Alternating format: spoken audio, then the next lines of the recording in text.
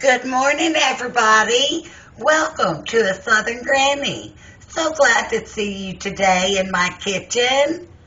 We're going to get started. We're not going to let any grass grow under our feet. Today, we're going to make an easy French loaf or Italian bread. And then, after we do that, we are going to make a simple weeknight lasagna. Now, my husband, Grampy, or Steve, has a really wonderful lasagna recipe, but it's more complex and it's more suited to a weekend than a weeknight. So we will have an upcoming video of him making his lasagna, but for a busy weeknight, just, to get something really tasty on the table, we're going to make an easy lasagna. And that goes out to my sister Chick, my sister-in-love, Kat. Lasagna recipe coming, sister. But first, we got to make some French bread to go with our lasagna.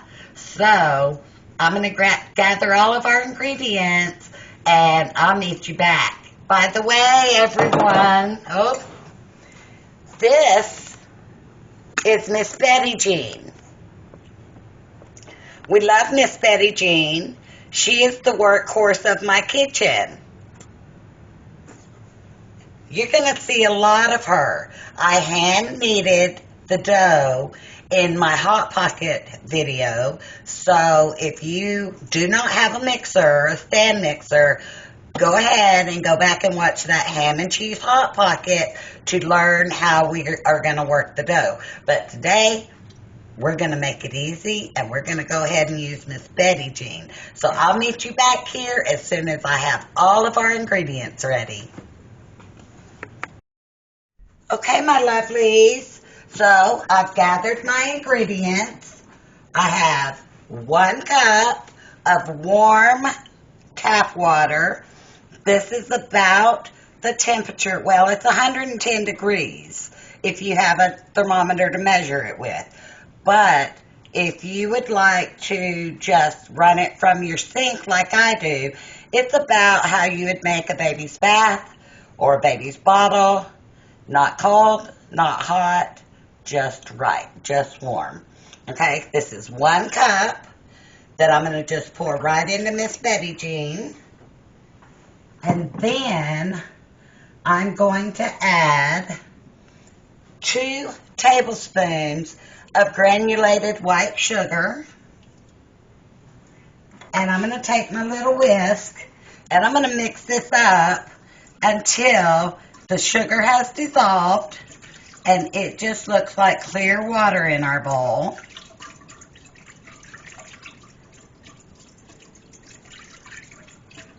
And once we have that mixed up, very nice, just takes a second, we're going to sprinkle our yeast on top. Now, I have 4.5 teaspoons of yeast in this bowl because I use the large jars. But if you're just buying them by the package in the store, you would want to use 2 packages of yeast to make 4.5 teaspoons. We're just going to sprinkle this right on top. And then we're going to set our timer for 5 minutes just to make sure that this yeast is alive and it wants to bubble for us. So we'll be back in 5 minutes to check out what our yeast is doing.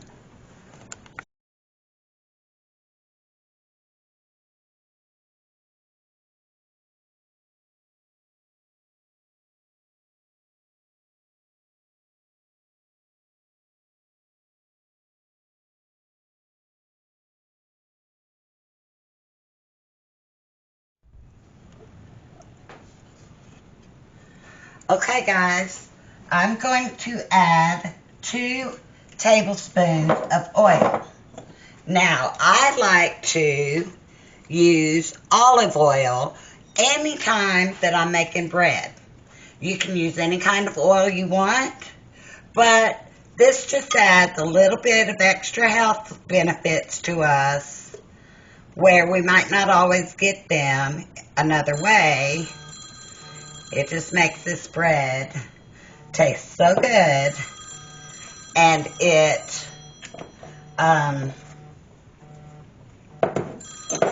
any oil will work, but I'm going to use olive oil.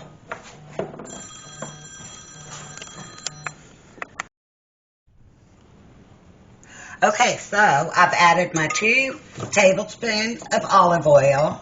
And again, you can use any kind of oil you want to.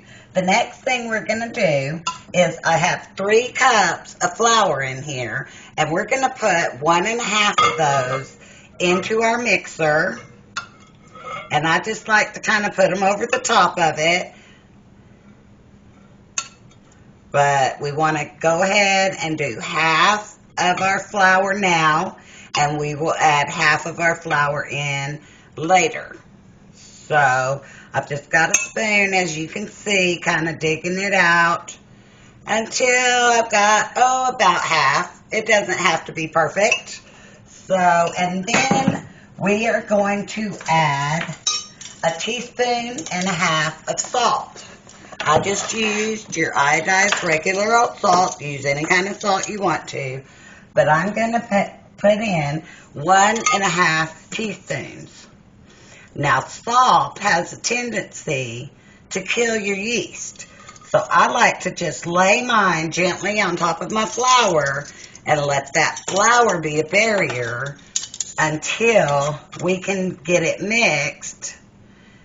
You can also mix your salt in with your flour if you want to, and do it all in one. However you want to do it. This is just how I do it. Now, I'm going to put my mixing blade on, and I am going to just give this a mix until it's just combined. It's probably going to be about a minute or so, and then we will change that out for our dough hook. Now, you always want to start your mixer on a 1, and when you're making bread, you never want to go above a 2, because this is gentle mixing and kneading. Okay, so we've got our stuff combined. We're going to turn that off, raise her up, and I'm going to change to the dough hook, and I'll be right back with you guys. Okay, so now we've got our dough hook on, and all I'm going to do is go ahead and pour the remainder of the flour in there. Put Miss Betty down, lock her in place, and turn her up back to a 1. We're going to let this go ahead and mix until the dough starts pulling off the sides. And what we really want to watch for is that dough is not sticking to the bottom. If it is, we're going to add just a little bit of flour, a tablespoon at a time, until the dough comes up off the bottom. Usually, this recipe works well, and I do not usually have to add any more flour, but the weather does play an impact. It plays a part. Okay, so this is pretty good mixed. It still needs some mixing. I'm going to turn this up to 2. And we're going to let this go ahead and get mixed. And I hope you can see it's already starting to pull off the sides.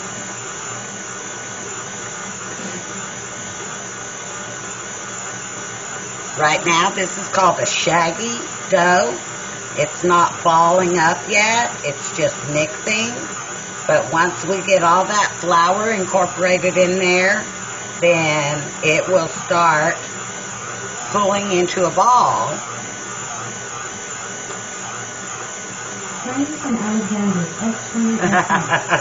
This is a real life house, guys. We got stuff going on. Alex was homeschooling earlier, and now he's got his electronics doing stuff. I'm not really sure what. So there's no telling what you might hear at this house. All right, hang on. Let's see what's going on here.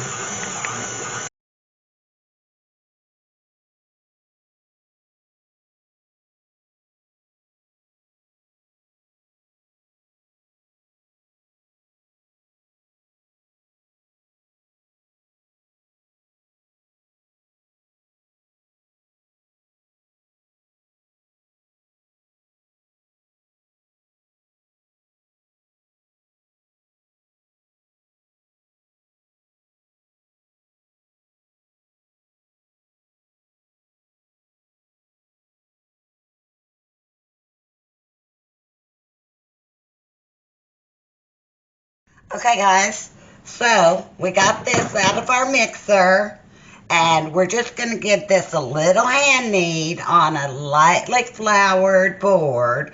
Remember, you want to fold it over. You want to use the palms of your hands, push down. Yes, my kneading board keeps moving. I'm hoping Grampy will make me a dough board one day. But just give it a mash. Basically, all you're trying to do is roll it into a ball. You mash together the bottom pieces. My dough is just a little bit dry. That's okay. It's going to still work fine. Sometimes your dough is dry. Sometimes it's a little wet. It can depend on your weather. But this is going to be wonderful. So you just make your bottom as flat as you can. This is what our dough ball looks like. Okay? We've got that all kneaded up, all we want to. And what we're going to do next is we're just going to take a bowl and we're going to oil it. Again, I like to add my olive oil when I'm making bread, and that includes whenever I grease the bowl. You don't have to use olive oil. You can use any kind of oil you want to. But it's a little healthier, and we like it. It tastes good. Don't forget, olive oil has all kinds of healthy properties. So rub it on your hands. Rub it on those rough little elbows you got. Whatever, it is wonderful for the skin, honeys. Okay, so I'm going to wipe that off. I'm going to take our dough ball, top first, down onto the bottom, and I'm going to give that a little swish. And then I'm going to flip it over, and I'm going to give that a little swish. If there are any parts of your dough ball that do not have grease on them, just maneuver your ball until you can see. There you are. It's got a nice little glow to it. Now I'm going to go and put some saran wrap over the top of this, and I'm going to put it in my oven. My oven is not on, but the light is on. That will be enough warmth and draft free so that this can rise. It's going to rise for about 1 hour or until doubled in size. So take a good look. When we bring you back, you're going to see that this has doubled in size. Okay, let's go get our saran wrap on here.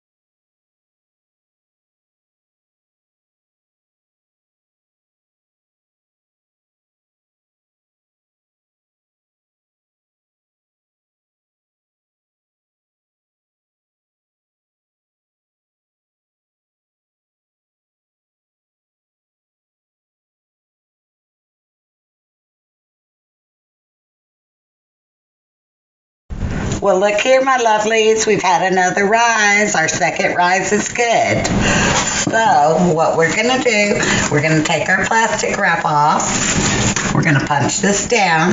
Mostly I just like to lift it from the bottom. And then we're just going to take that out of our bowl. We're going to lay it on our lightly floured surface. And we're just going to shape this into a rectangle. Look, Granny learned her shapes today. We're going to shape this into a nice little rectangle, and then we're going to jelly roll this up. So, you can see my little rectangle, and I'm going to just take the edge closest to me and start jelly rolling it up. Now, when you get to the edges, they want to curl in on you sometimes, so we just pull them out to meet the rest, roll it right up, okay? So, where our edges connect, you can see that they just want to not do what they're told, but they're going to. We're just going to pinch these two pieces of dough together. And they will become one piece of dough. We'll turn it over and give it a little roll. And you can see we've got our bottom, okay? Now, for our sides, I like to pinch up the top, pull it to meet the top, and take the top part and pull it down. You can do it any way you want to. Pinch those things together, and then just kind of shape it with your fingers and your hands until you get a rounded piece of dough. And we're going to turn this dough around. We're going to do that same thing over here. We're going to just pull the bottom piece up and tuck it under, and we're going to pull this top piece down and pinch those dough pieces together. Use our fingers and shape it. Okay? And right now, this is what our French bread looks like. Let me give you a good look at it. Okay?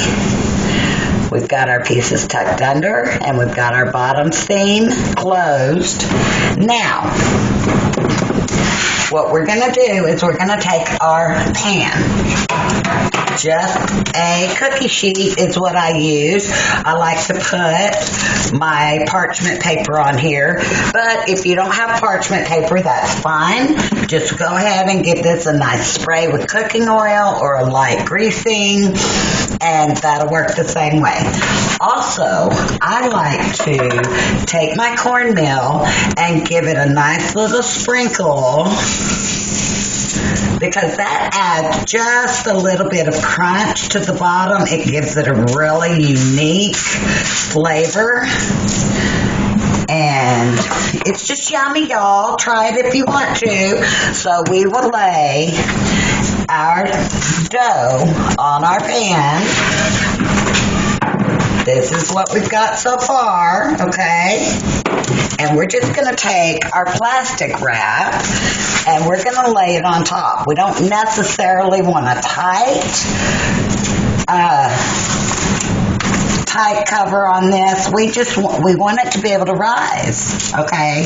But we put the plastic wrap on it to keep our dough moist. We don't want our dough drying out. So, this is what we have. It's going to go back into the oven for another rise of 30 to 60 minutes, or until it's doubled in size. And I will bring this out and show you what we do before we start baking this lovely thing. We're just about done with our French bread. So let's get this heating up and rising. Okay, my lovelies, we have our last rise on our bread. As you can see, it's nice and pretty. We are preheating our oven to 375 degrees. And while that's going on, I have mixed 1 egg with a little bit of water. And we're going to brush this on the top. We've got our little egg wash. And we're going to brush our bread, because this egg wash is going to give it a nice brown color. It's also going to make our crust crispy. If you do not want to add the egg wash, that's fine. You will just have a chewier crust on your bread. And what you'd want to do in that case is you would skip the egg wash part. When you pulled your loaf of bread out of the oven, you would go ahead and you would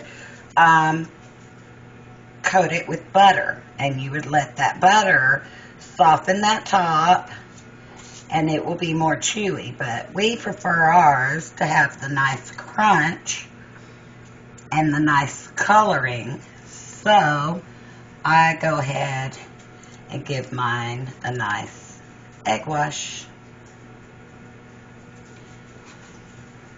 And now when the oven is preheating is a good time to do that. Okay, so we're almost done with the egg wash. Hi, Grampy. Hey, honey.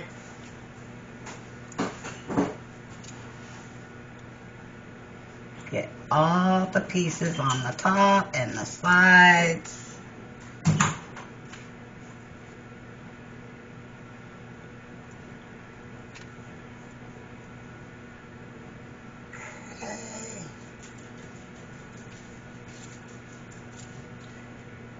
And when our oven gets preheated,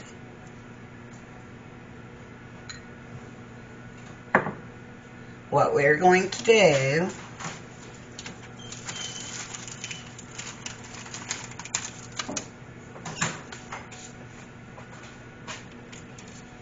is give this a few cuts with a serrated knife. I use a steak knife. You can use anything you'd like, but I don't like to do that process until our oven has been preheated. So I'll come back whenever our oven is preheated and this is ready to go in.